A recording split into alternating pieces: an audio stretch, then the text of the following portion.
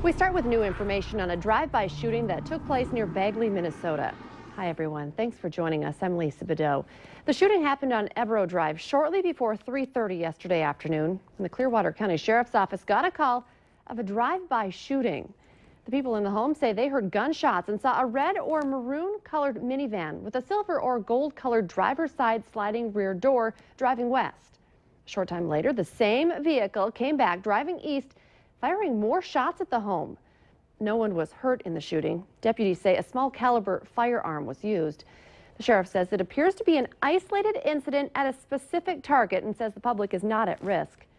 If you have any information on the shooting or this suspect vehicle, please call the Sheriff's Department. That number's on your screen, 218-694-6226.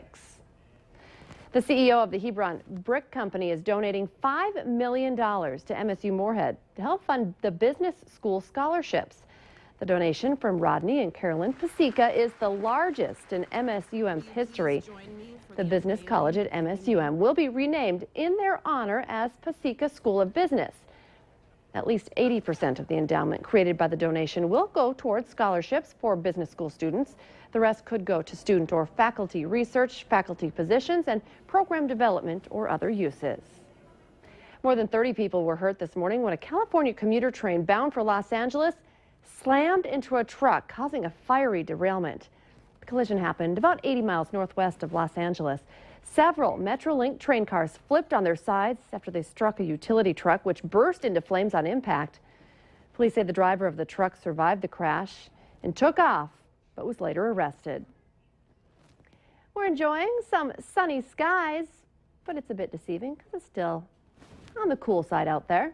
Let's check in with meteorologist Robert Hahn. Although when it's above zero, I feel like I shouldn't be complaining either. Yeah, not too bad, but the temperatures that we saw last evening and very early this morning on the mild side, those have now been replaced with some much colder temperatures. Earlier this morning, very early this morning, we had temperatures well into the 20s and even some low 30s, but now we've got some single digits, teens and 20s across the region, 9 in Roseau and Thief River Falls, 15 Grand Forks, and right here in the Fargo Moorhead area. Winds out of the north and northwest on the brisk side, 15 to 25 miles per hour with some occasional stronger gusts, creating wind chills as cold as 2 below here in Fargo Moorhead, -3 in Grand Forks, 14 below in Thief River Falls, and -16 in Badette.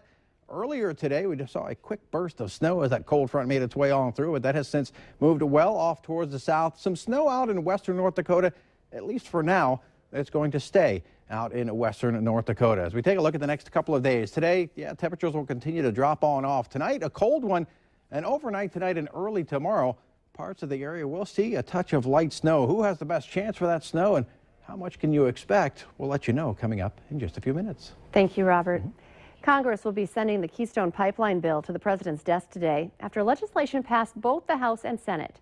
President Obama is expected to veto it, which would be the third veto of his presidency. Senator John Hoeven says the Obama administration has taken more than enough time to make a fair decision on the benefits of the pipeline and that the legislation is about many things, including jobs, energy, and national security. Recreational marijuana becomes legal in America's wildest state today. Alaska becomes the third state where it's legal to grow, own, and smoke marijuana. But smoking pot in public is still illegal. 53% of Alaska voters favored a ballot measure legalizing pot last November. Adults 21 and older will be able to possess up to 1 ounce of marijuana and grow up to 6 plants in their home. Millions of taxpayer dollars could be paid to a Moorhead woman for a mistake North Dakota officials made more than 11 years ago. Back in 2003, state and federal prosecutors indicted Racing Service Inc. owner Susan Bala on charges of running an illegal gambling operation and not paying taxes. Bala spent 17 months in prison, and the state took all of the money from the business.